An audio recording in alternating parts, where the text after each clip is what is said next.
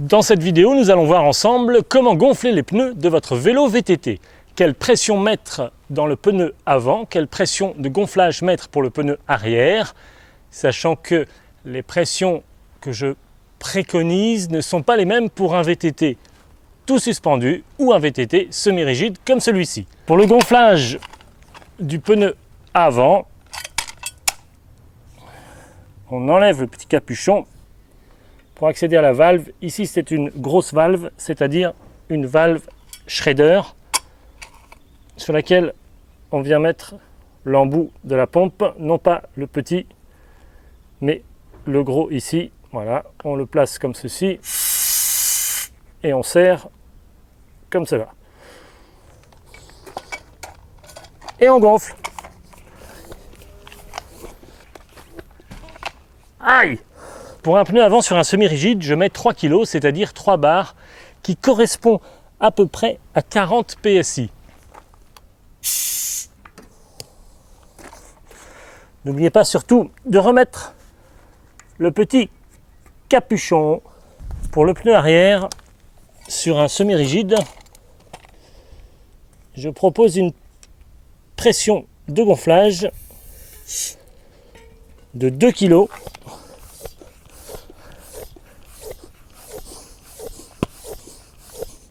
Voilà, 2 kg, ce qui donnera une meilleure adhérence au sol, donc un meilleur rendement, et aussi un meilleur confort. Pour un vélo semi-rigide qui n'a pas d'amortisseur à l'arrière, il est bon d'avoir pas trop gonflé le pneu arrière pour avoir plus de confort.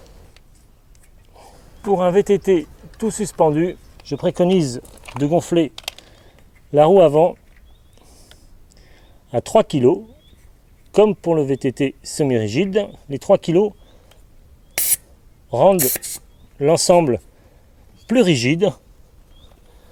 Donc vous aurez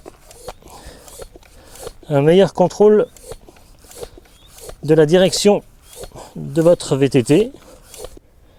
N'oubliez pas de remettre le petit capuchon après le gonflage. Ici, vous avez remarqué qu'il s'agit d'une valve Presta beaucoup plus fine. Utilisez donc l'autre embout sur votre pompe de gonflage. La pression de gonflage pour la roue arrière est la même que pour la roue avant. Je gonfle personnellement la roue arrière à 3 kg.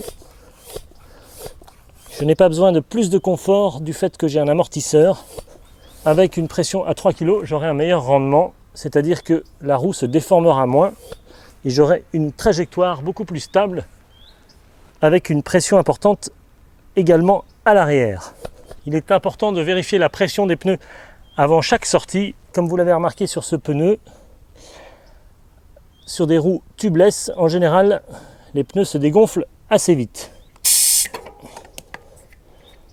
Après le gonflage, évidemment, n'oubliez pas de refixer le petit capuchon.